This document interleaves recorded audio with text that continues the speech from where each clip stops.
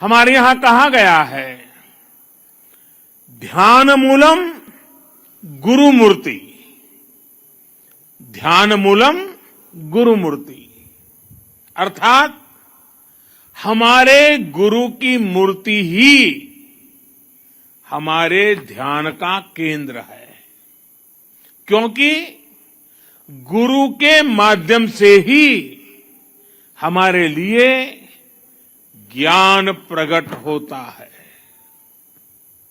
जो अबोध है हमें उसका बोध होता है। अप्रकट को प्रकट करने की ये प्रेरणा, सूक्ष्म को भी साकार करने का ये संकल्प, यही भारत की परंपरा रही है। हमने हमेशा उन मूल्यों और विचारों को आकार दिया है जो युगों युगों तक मानवता को दिशा दिखा सके। आज एक बार फिर जगत गुरु श्री रामानुजाचार्य जी की इस भव्य विशाल मूर्ति के जरिए भारत मानवीय ऊर्जा और प्रेरणाओं को मूर्त रूप दे रहा है। रामानुजाचार्य जी की यह प्रतिभा उनके ज्ञान, वैराग्य और आदर्शों की प्रतीक है। मुझे विश्वास है ये प्रतिभा न केवल आने वाली पीढ़ियों को प्रेरणा देगी, बल्कि भारत की प्राचीन पहचान को भी मजबूत करेगी। मैं आप सभी को, सभी देशवासियों को और पूरे विश्व में फैले रामानुजाचार्य जी के सभी अनुयायियों को इस शुभ अवसर पर अनेक अनेक बधाई देता हूं। साथियों, अभी मैं 108 दिव्य देशम मंदिरों के दर्शन करके आ रहा हूं। आलवार संतों ने जिन 108 दिव्य देशम मंदिरों का दर्शन पूरे भारत में भ्रमण करके किया था, कुछ वैसा ही सौभाग्य मुझे आज श्री रामानुजाचार्य जी की कृपा से यही मिल गया। मानवता के कल्याण का जो यज्ञ उन्होंने 11वीं शताब्दी में शुरू किया था, वही संकल्प यहां 12 दिनों तक विभिन्न अनुष्ठानों में दोहराया जा रहा है। पूज्य श्री जीयर स्वामी जी के स्नेह से आज विश्वक्सेन इष्टि यज्ञ की पूर्णाहुति में शामिल होने का सौभाग्य भी मुझे मिला है। मैं इसके लिए पूज्य जीयर स्वामी जी का विशेष रूप से आभार प्रकट करता हूं। उन्होंने मुझे बताया है कि विश्वक्सेन इष्टि यज्ञ संकल्पों और लक्ष्यों की पूर्ति का यज्ञ है। मैं इस यज्ञ के संकल्प को देश के अमृत संकल्पों की सिद्धि के लिए नतमस्तक होकर के समर्पित करता हूं। इस यज्ञ का फल मैं अपने 130 करोड़ देशवासियों के सपनों की पूर्ति के लिए अर्पित करता हूं। साथियों, दुनिया की अधिकांश सभ्यताओं में, अधिकांश दर्शनों में किसी विचार को या तो स्वीकार किया गया है या फिर उसका खंडन किया गया है। लेकिन भारत एक ऐसा देश है जिसके मनीषियों ने ज्ञान को खंडन, मंडन, स्वीकृति, अस्वीकृति इससे ऊपर ही उठा करके देखा। स्वयं उससे ऊपर उठे, दिव्य दृष्टि से उस विवाद को देखा। हमारे यहां अद्वैत भी है और द्वैत भी है, और इन द्वैत अद्वैत को समाहित करते हुए श्री रामानुजाचार्य जी का विशिष्टाद्वैत भी हमारे लिए प्रेरणा है।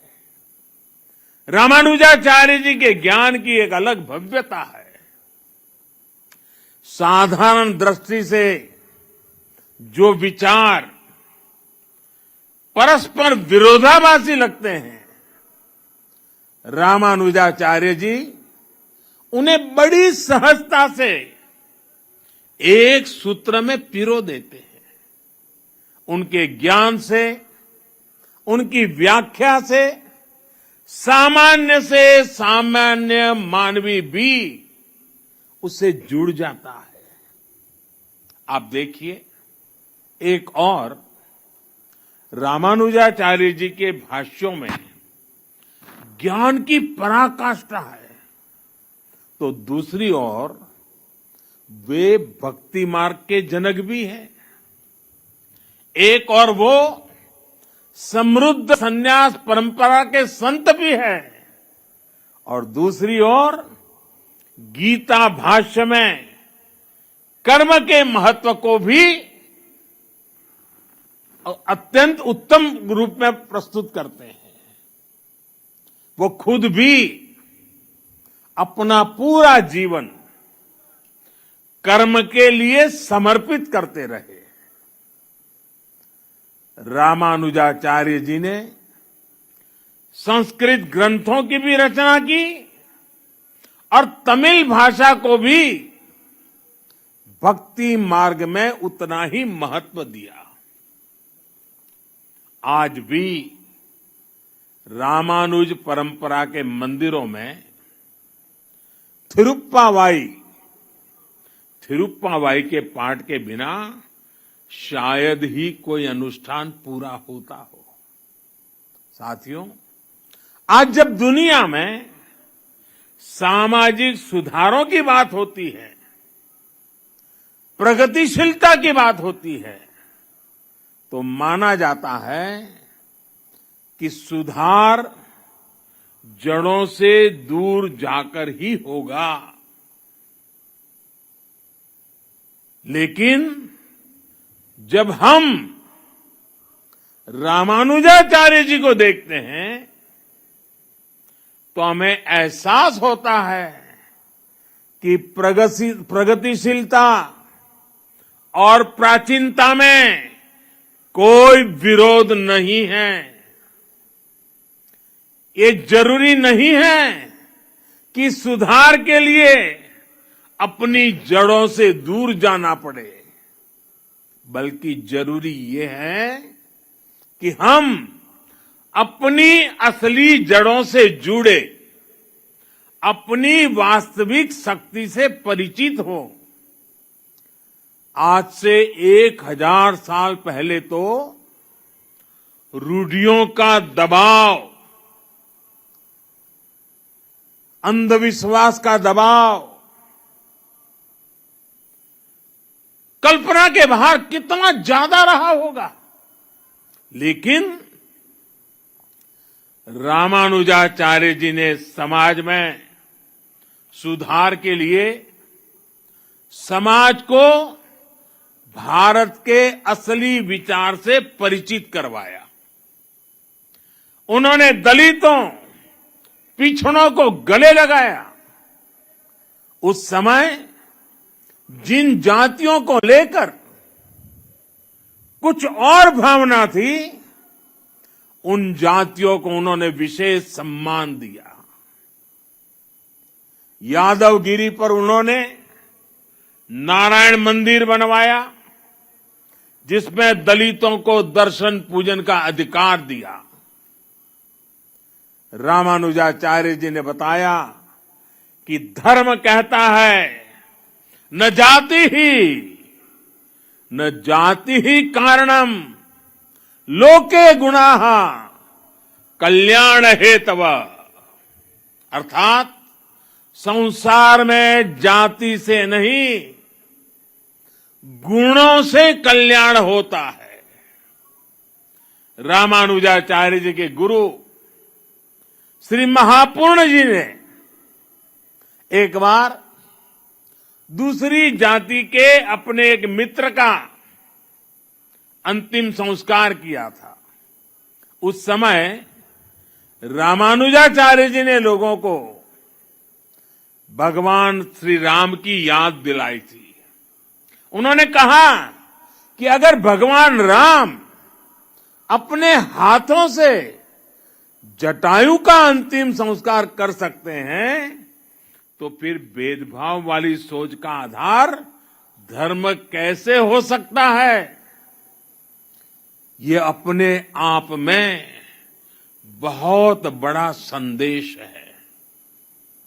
साथियों, हमारी संस्कृति की ये विशेषता रही है कि सुधार के लिए हमारे समाज के भीतर से ही लोग निकलते हैं। युगों से देखते आइए, समाज में जब भी कुछ बुराई के तत्व फैलने लगते हैं, कोई न कोई महापुरुष हमारी ही बीच में से पैदा होता है। और ये हजारों वर्षों का अनुभव है कि ऐसे सुधारकों को हमेशा उनके कालखंड में शायद स्वीकृति मिली हो या न मिली हो, चुनौतियां रही हो या न रही हो, संकट झेलने पड़े हो या न पड़े हो, विरोध भी सहना पड़ा हो, लेकिन उस विचार में, उस तत्व में उतनी ताकत रहती थी, उनका कन्विक्शन इतना जबरदस्त होता था कि वो समाज की बुराइयों के खिलाफ लड़ने के लिए अपनी पूरी शक्ति लगा देते थे। लेकिन जब समाज इसे समझ पाता है, तो जिसका कभी विरोध होता है उसको स्वीकृति भी उतनी तेजी से मिलती है, सम्मान और आदर भी उतना ही मिलता है। ये इस बात का सबूत है कि बुराइयों के पक्ष में, कुरीतियों के पक्ष में, अंधविश्वास के पक्ष में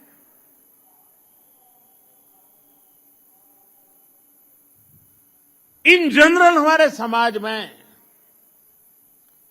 सोशल सैंक्शन नहीं होता है।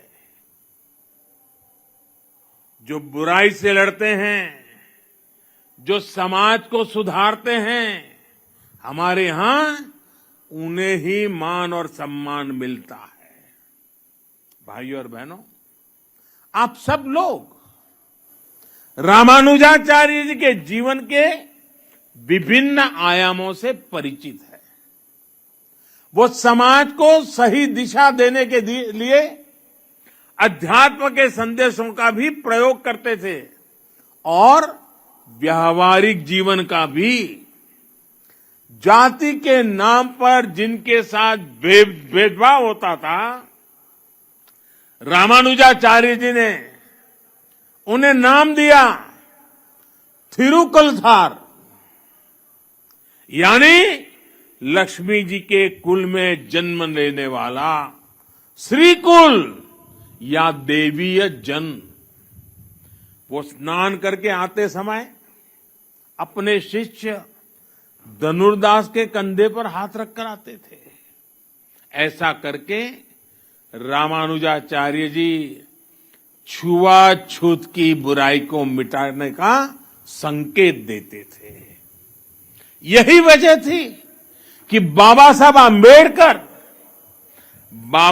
आंबेडकर जैसे समानता के आधुनिक नायक भी रामानुजाचार्य जी की भरपूर प्रशंसा करते थे और समाज को भी कहते थे कि अगर सीखना है तो रामानुजाचार्य जी की शिक्षा से सीखो। और इसलिए आज रामानुजाचार्य जी की विशाल मूर्ति स्टैच्यू ऑफ इक्वालिटी इसके रूप में समानता का संदेश दे रही है। इसी संदेश को लेकर आज देश सबका साथ, सबका विकास, सबका विश्वास और सबका प्रयास के मंत्र के साथ अपने नए भविष्य की नींव रख रहा है। विकास हो, सबका हो, बिना भेदभाव हो। सामाजिक न्याय सबको मिले, बिना भेदभाव मिले। जिन्हें सदियों तक प्रताड़ित किया गया, वो पूरी गरिमा के साथ विकास के भागीदार बने। इसके लिए आज का बदलता हुआ भारत एकजुट प्रयास कर रहा है। आज सरकार जो योजनाएं चला रही है, उनका बहुत बड़ा लाभ हमारे दलित पिछड़े भाई बहनों को हो रहा है।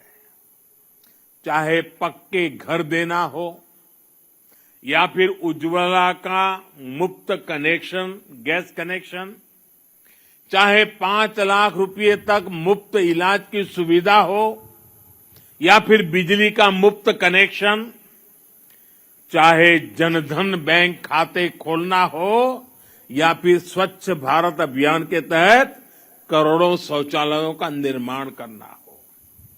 ऐसी योजनाओं ने दलित, पिछड़े, गरीब, शोषित, वंचित सभी का भला किया है। बिना भेदभाव सबको सशक्त किया है। साथियों, रामानुजाचार्य जी कहते थे, उरिय गल्लुकुल वेड़मिल्ले, अर्थात सभी जीव समान है। वो ब्रह्म और जीव की एकता की बात ही करके रुकते थे, ऐसा नहीं थे। वो वेदांत के इस सूत्र को स्वयं भी जीते थे। उनके लिए स्वयं में और दूसरों में कोई भेद नहीं था। यहां तक कि उन्हें अपने कल्याण से ज्यादा जीव के कल्याण की चिंता थी।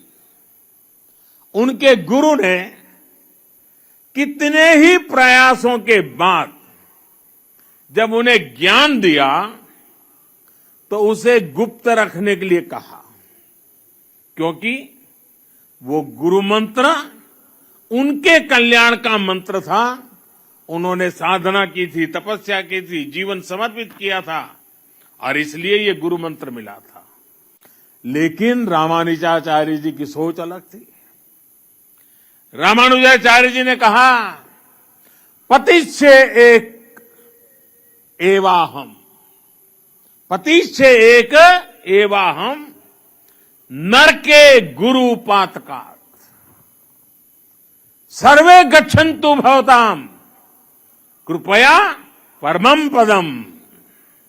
यानी मैं अकेला नरक जाऊं तो भी कोई बात नहीं, लेकिन बाकी सबका कल्याण होना चाहिए।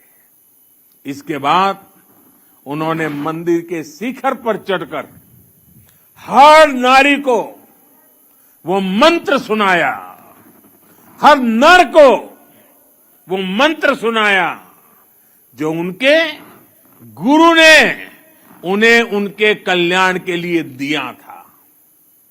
समानता का ऐसा अमृत रामानुजाचार्य जी जैसा कोई महापुरुष ही निकाल सकता था, जिसने वेद वेदांत का वास्तविक दर्शन किया हो।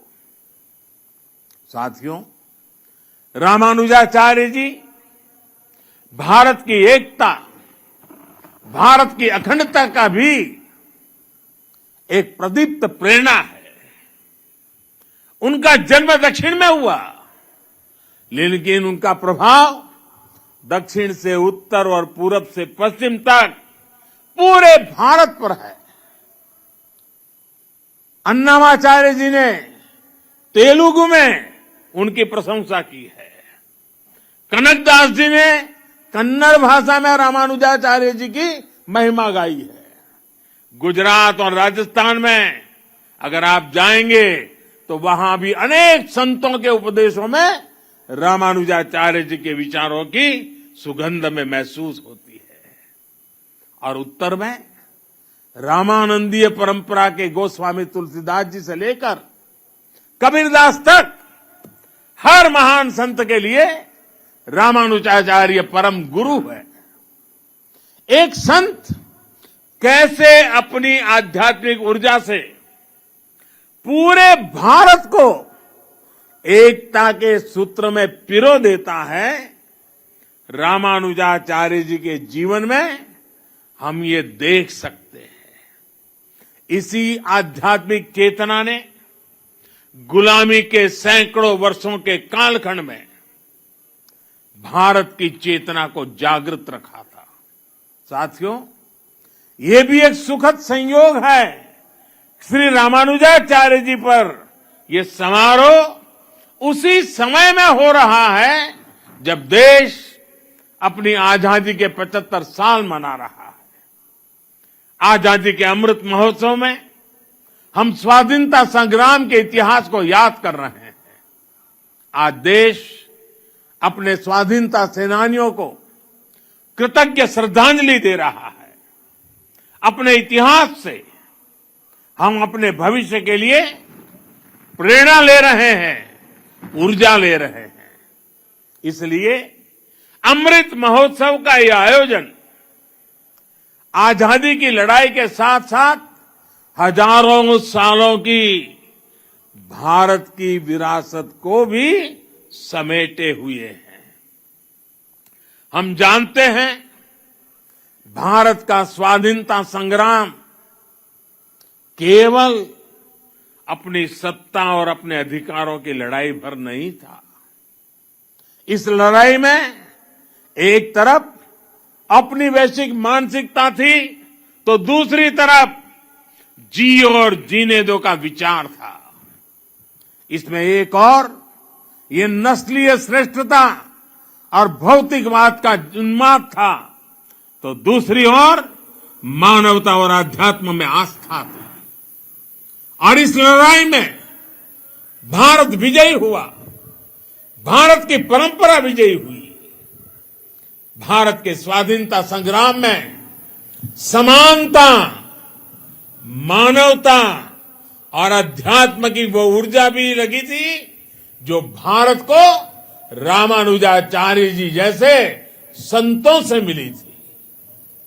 क्या हम गांधी जी के बिना अपने स्वाधीनता संग्राम की कल्पना कर सकते हैं? और क्या हम अहिंसा और सत्य जैसे आदर्शों के बिना गांधी जी की कल्पना कर सकते हैं? आज भी गांधी जी का नाम आते ही वैष्णवजन तो तेने रे कहिए, ये धुन हमारे अंतर मन में बजने लगती है। इसके रचयिता नरसिंह मेहता जी रामानुजाचार्य जी की भक्ति परंपरा के ही महान संत थे।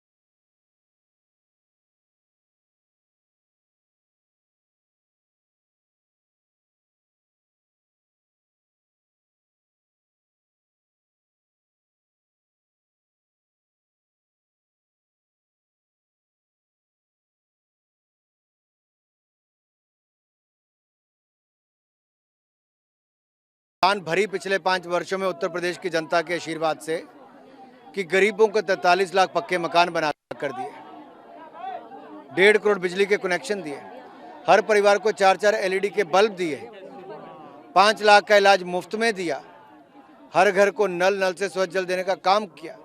और यही नहीं, आगे भी इसको जारी रखेंगे, क्योंकि 15 करोड़ गरीबों को महीने में 2 बार मुफ्त में राशन भी दिया है। ये विकास की उड़ान को और ऊंचा लेकर जाएंगे। डबल इंजन की सरकार, मोदी योगी सरकार में गरीबों को ये राहत आगे मिलती रहेगी। पिछड़े, वंचित, शोषित गरीब को ऐसे अधिकार मिलते रहेंगे। भाजपा ने करके दिखाया है, भाजपा फिर कर दिखाएगी। सर, हवा का रुख पतंग पर निर्भर कर रहा है कि किधर जा रही है, लेकिन इस चुनाव का रुख क्या कह रहा है? चुनाव का रुख भी यही कहता है कि भारतीय जनता पार्टी ने पहले किया है, भारतीय जनता पार्टी आगे भी करेगी। और जनता ने मन बनाया है कि 300 पार।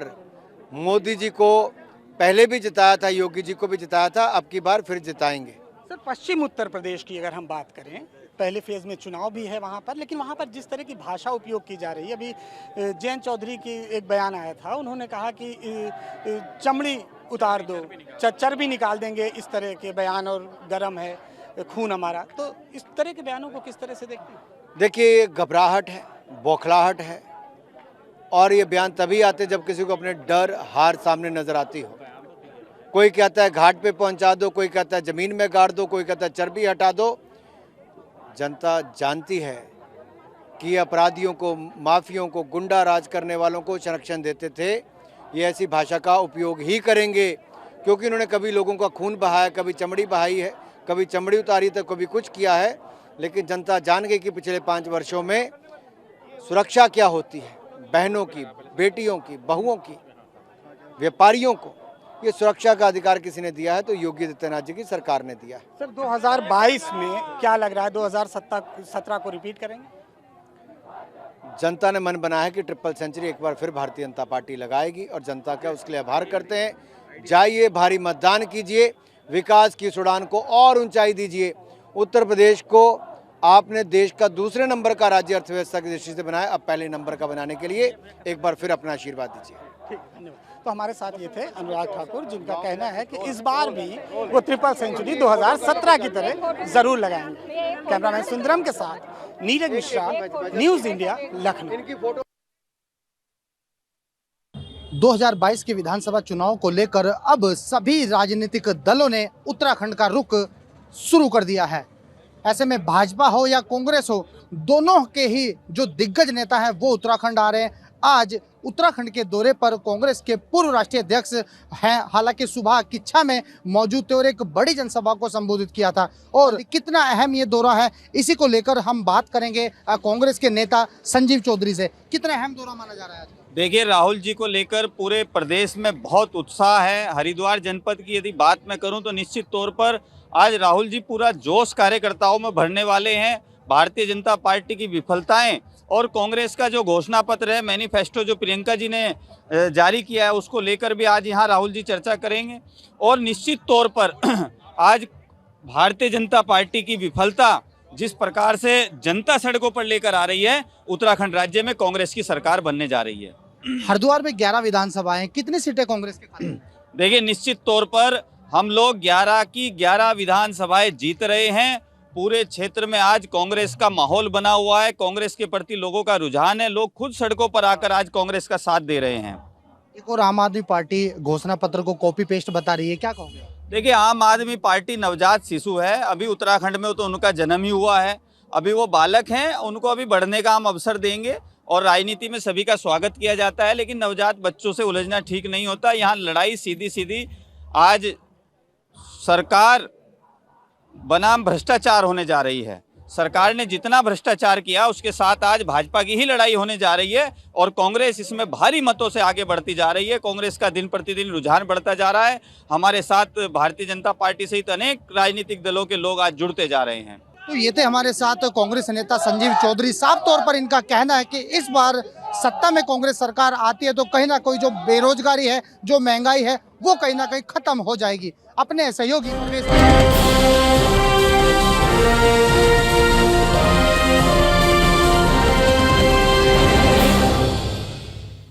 हुए हीरो। इस खास बुलेटिन में हमारे हीरो बताएंगे हर खबर की जमीनी हकीकत, वो भी ग्राउंड जीरो से। हमारे साथ इस समय बात करने के लिए चुनाव नज़दीक है, ऐसे में संजय राउत जी हैं जो कि राज्यसभा में शिवसेना का नेतृत्व करते हैं और लीडर ऑफ अपोजिशन भी हैं इस समय शिवसेना की तरफ से। सर, पहले तो आपको बहुत बहुत स्वागत है आपका लखनऊ में सर। चुनाव नज़दीक है, ऐसे में जो है इस समय जो कि चल रहे हैं और चुनाव को आप बहुत ही, उत्तर प्रदेश को भी आप बहुत क्लोज से देखते हैं, बहुत क्लोज फॉलो करते हैं, जैसे महाराष्ट्र को देखते हैं उसी तरह से उत्तर प्रदेश में, चूंकि उत्तर भारतीय बहुत है ऐसे में आपके रिश्ते हैं, तो उत्तर प्रदेश के चुनाव को कैसे? बात ऐसी है कि हम उत्तर प्रदेश को इसलिए देखते हैं कि मुंबई में एक उत्तर प्रदेश बसा है, महाराष्ट्र के हर गांव हर शहर में छोटा छोटा उत्तर प्रदेश बसा है, तो हमें वहाँ से खबर लग जाती है कि उत्तर प्रदेश में क्या होने वाला है।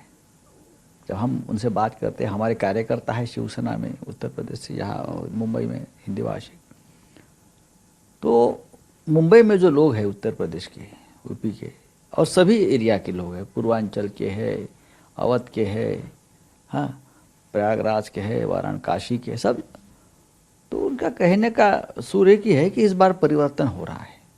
बाला साहब का हमेशा से एक वो रहा है कि उत्तर प्रदेश में और राम जन्मभूमि को लेकर उन्होंने ही नेतृत्व में शिवसेना ने जिस तरह से किया था, आप लोगों ने जो है एक एफर्ट रहा और उसके बाद जब राम मंदिर का निर्माण हो गया, ऐसी सूरत में आप लोगों ने अपनी जो, चूंकि आपने जैसे कहा कि उत्तर प्रदेश बसता है मुंबई में और सही बात है कि महाराष्ट्र में उत्तर प्रदेश बसता है, तो वहाँ से इसमें पहले से सर इतना ज़्यादा जो है आप लोगों ने अपना फोर्स या एफिशिएंसी यहाँ पर बढ़ानी चाहिए थी, लेकिन जो गलती हमने पहले की अब नहीं करेंगे, इसलिए हमने नहीं बढ़ाई कि भारतीय जनता पार्टी के साथ हमारे रिश्ते थे, अलायंस था, विचारधारा एक रही हमेशा, तो हम हमेशा सोचते कि हम यहाँ जोर से काम करेंगे तो उसका परिणाम जो है नॉट बी टीम कैसे, अगर हम यहाँ आएंगे तो बीजेपी को तकलीफ हो जाएगी। विचारधारा है क्या है, वोट बैंक एक है, तो बीजेपी को नुकसान हो जाएगा, ये हमारी एक भावना रही, इसलिए हम यहाँ ज़्यादा ज़ोर शोर से काम नहीं कर सके, लेकिन इस बार अभी हम करेंगे। पार्टी आपको लोग अब स्टैंड करेंगे ताकि 2024 में आप लोग, अभी तो हम लड़ रहे 50-60 सीट है, कम है, ज़्यादा नहीं है, लेकिन वो भी इम्पोर्टेंट है, लेकिन अभी हमारी तैयारी चल रही है लोकसभा की। उत्तर प्रदेश में इस बार लोकसभा के हम 15 कैंडिडेट उतरेंगे हमारे। इस बार आपके नॉमिनेशंस में दिख रहा था कि कुछ नॉमिनेशंस आपके जो है वो रद्द कर दिया, आपके जो कैंडिडेट्स हैं उन लोगों वो तो ऐसा है कि दबाव में बीजेपी को डर लगता है कि हमारे कैंडिडेट रहेंगे तो उनके वोट उधर जा सकते हैं, हारने की संभावना बढ़ती है हमारे कैंडिडेट से। ऐसा है कि एक टिक नहीं किया या टिक किया किसी कॉलम में, ये कोई कारण नहीं बनता नॉमिनेशन डिस्क्वालीफाई होने का। ऐसे बहुत से नॉमिनेशन बीजेपी के तो एक्सेप्ट कर लिए, लेकिन हमारे डिस्क्वालीफाई कर दिए, तो हम समझ सकते हैं बीजेपी के और चुनाव आयोग की मजबूरी क्या है उसमें। उत्तर प्रदेश को लेकर जो है जिस तरह से Yogi Adityanath law and order का सिचुएशन देखते हैं, लॉ एंड ऑर्डर की बात कर रहे थे, कल मैंने देखा कि उनके नॉमिनेशन के दौरान केंद्रीय गृह मंत्री ने भी कहा कि उत्तर प्रदेश का जो लॉ एंड ऑर्डर है हम उसी पर हैं और दूसरा एजेंडा उनका हिंदुत्व का एजेंडा है। अच्छी बात है, हिंदुत्व का एजेंडा होना चाहिए, क्योंकि उत्तर प्रदेश जैसे राज्य में धर्म की राजनीति चलती है, कभी जाति पाति की चलती थी, लेकिन महंगाई, बेरोजगारी ये भी मुद्दे हैं, उसके ऊपर आप कब बात करोगे। लॉ एंड ऑर्डर है, कानून है। कल ओबीसी के ऊपर हमला हुआ, यहाँ 4-5 राउंड गोली चली, ये अच्छे कानून का चित्र नहीं है। पिछले जब से आपके महाराष्ट्र में उद्धव साहब जो है वो मुख्यमंत्री हैं, आपकी सरकार है, वहाँ पे एक बहुत मुद्दा ऐसा है जो कि अब वो दिखाई नहीं पड़ता आप लोगों की जब से सरकार है, वो है उत्तर भारतीयों पे जो हमले वाली जो थी। पहले जिस तरह का जो है कि वो किया जाता था, उत्तर भारतीयों पे हमले होते थे, कई बार ऐसा होता था कि नहीं शिवसेना है, क्या टेंडेंसी? शिवसेना के बारे में ये एक अपप्रचार है। शिवसेना की तरफ से कभी भी उत्तर भारतीयों के ऊपर हमला नहीं हुआ है। आप देख सकते हो, आप रिकॉर्ड चेक कर सकते हो, इतिहास चेक सकते हो, किया किसी ने और नाम शिवसेना पर आया, किसने किया था ये भी आपको मालूम है। आज आप देखेंगे बाहर मेरे ऑफिस बाहर रूम के बाहर जो लोग खड़े हैं उत्तर भारतीय नेता, वो सब मुंबई से है, लखनऊ से है, इलाहाबाद से है। संजय, एक सवाल ये है कि गोवा में आप लोग जो है चुनाव लड़ रहे हैं, गोवा में भी हैं और आप गोवा से आए हैं और मैं भी गोवा में था पिछले एक हफ्ते से जो है गोवा की राजनीति को समझने और वहाँ से लोगों को है। गोवा किस तरह की स्थिति रहेगी? गोवा में हंग असेंबली रहेंगी, लेकिन कांग्रेस आगे है। गोवा की परिस्थिति हमेशा ऐसी ही रहती है, अनस्टेबल।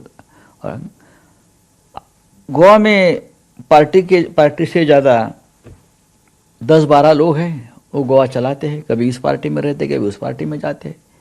खरीदने के लिए सब बाजार में खड़े रहते हैं, खरीद लो, हमें कीमत लगाओ, हमारी बोली लगाओ। ये गोवा की राजनीति है और इसकी शुरुआत की है बीजेपी ने। कांग्रेस में या बीजेपी में जिस तरह से अमित शाह जी को कहा जाता है वो चाणक्य की भूमिका में रहते हैं, हमेशा कब किसको देखना फॉलो।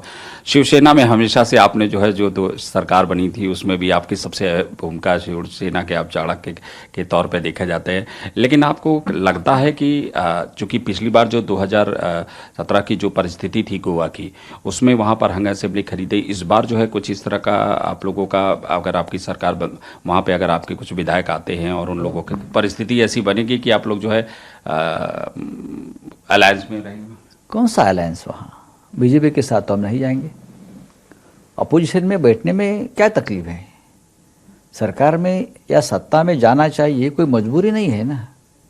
शिवसेना की पूरी जिंदगी, पूरा जीवन हमारा अपोजिशन में बैठकर गया है। लड़ते रहेंगे, संघर्ष करते रहेंगे।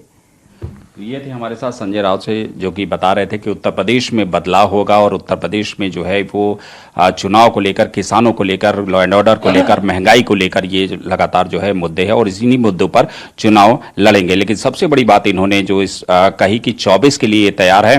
पहले भारतीय जनता पार्टी जो है वो टीम हुआ करती थी, एक पार्टी हुआ करती थी, एक घर की तरह स्थिति थी। लेकिन अब चूंकि जब से दोनों लोग अलग हो चुके हैं, अब 2024 में शिवसेना दमखम से जो है उत्तर प्रदेश में चुनाव लड़ेगी। यानी ये साफ है कि भारतीय जनता पार्टी, कांग्रेस, समाजवादी पार्टी के बाद अब उत्तर प्रदेश में शिवसेना का भी आगमन 2024 के चुनाव में दिखाई पड़ेगा। राजवेश के साथ अभिनव पांडे, न्यूज इंडिया, लखनऊ। लखनऊ की सरोजनी नगर सीट इस समय सबसे ज़्यादा चर्चा में रही है। सरोजनी नगर में सबसे पहले स्वाति सिंह का टिकट कटा था और उसके बाद एक पुलिस अधिकारी राजेश्वर सिंह को भारतीय जनता पार्टी ने अपना प्रत्याशी बनाया। आज राजेश्वर सिंह ने अपने प्रतिद्वंदी यानी कि समाजवादी पार्टी से बगावत कर चुके शारदा प्रसाद शुक्ला, जो कि समाजवादी पार्टी के विधायक भी रहे, कैबिनेट मंत्री भी रहे, आज उनको अपने साथ भारतीय जनता पार्टी में शामिल कराया।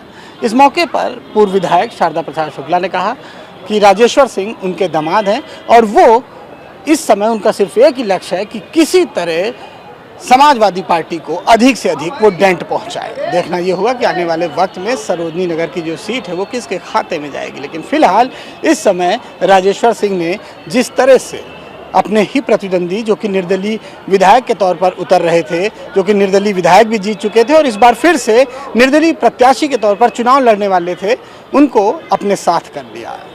कैमरामैन सुंदरम के साथ नीरज मिश्रा, न्यूज इंडिया, लखनऊ। आज के लिए लोगों की सबसे बड़ी जरूरत है फोन, लेकिन जैसे ही लोगों का मोबाइल का नेटवर्क जाता है वैसे ही लोगों की जिंदगी थम सी जाती है। कोविड काल से ही कई लोगों का दफ्तर फोन में ही है, लेकिन आपको बता दें ब्रिज पर लगे हुए कई मोबाइल टावर बैंड किए जाने की बात देखी जा रही है। मुंबई के कई इलाकों में मोबाइल और इंटरनेट सेवाएं प्रभावित हुई हैं इससे, और इससे लाखों यूजर्स परेशान हैं। करीब 100 से ज्यादा मोबाइल टावर बैंड कर दिए जाने की खबर है। इसी कारण पिछले एक महीने से मुंबई में कॉल ड्रॉप बहुत ज्यादा होने लगे हैं। टेलीकॉम कंपनियां और टावर कंपनियों के प्रबंधक ने इस मामले में राज्य सरकार और MMRDA से जल्द कदम उठाने का अनुरोध किया है। MMRDC ने पोल साइट लगाने के लिए जिन कंपनियों को ये अनुबंध दिया था उस पर कई करोड़ रुपए लंबित होने से उसका अनुबंध 31 दिसंबर 2021 को समाप्त करके नई कंपनियों को अनुबंध किया जा रहा है। इस वजह से पुराने ठेकेदार के सभी टावर हटाए जा रहे हैं। वीडियो जर्नलिस्ट बबलू राउत के साथ प्रेमलता मौर्य, न्यूज इंडिया, मुंबई। पूर्वी दिल्ली के बड़े अस्पताल स्वामी नंदलाल के डॉक्टर और कर्मचारी पिछले काफी समय से तनख्वाह न मिलने को लेकर हड़ताल पर हैं। इनका कहना है कि उनको तनख्वाह नहीं मिल रही है, जिसके बाद से डॉक्टर हड़ताल पर हैं, जिससे मरीजों का इलाज नहीं हो पा रहा है। हालांकि इस पूरे मामले में अस्पताल प्रशासन ने सर्कुलर जारी करके आदेश दिया है कि जो कर्मचारी या डॉक्टर हड़ताल पर हैं, अगर उन्होंने अपनी स्ट्राइक खत्म नहीं की तो उनको टर्मिनेट कर दिया जाएगा, जिसके बाद से डॉक्टरों का और कर्मचारियों का गुस्सा फूट पड़ा और उन्होंने अस्पताल प्रशासन के खिलाफ मार्च निकाला और जमकर नारेबाजी भी की। डॉक्टरों का कहना है कि उनको पिछले कई महीनों से तनख्वाह नहीं मिली है, जिसके चलते वो अपनी मांगों को लेकर के हड़ताल पर हैं। लेकिन सबसे बड़ा सवाल यह है कि आखिरकार ऐसे में जो डॉक्टर हैं, जिनको भगवान का रूप कहा जाता है, अगर वो ही तनख्वाह से वंचित रह जाएंगे तो कैसे जो है वो अपने घर का खर्चा चला पाएंगे। इसको लेकर के हालांकि सरकार और अस्पताल प्रशासन और जो तमाम जो कर्मचारी और डॉक्टर हड़ताल पर हैं, वो आपस में बातचीत कर रहे हैं और इस पूरे मामले को सुलझाने की कोशिश की जा रही है। वीडियो जर्नलिस्ट आकाश के साथ संजीव कुमार, न्यूज इंडिया, दिल्ली।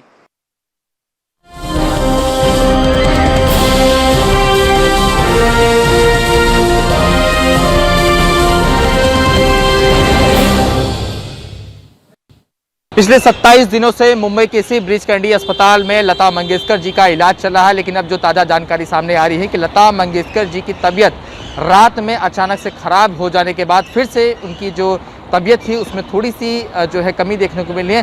फिलहाल डॉक्टरों की जो निगरानी है वो लता मंगेशकर जी के ऊपर बनी हुई है। जो जानकारी सामने आ रही है कि आईसीयू में अभी भी ये डॉक्टर जो है इलाज कर रहे हैं। लता मंगेशकर अभी भी आईसीयू में है और पूरी तरह से डॉक्टर की निगरानी में।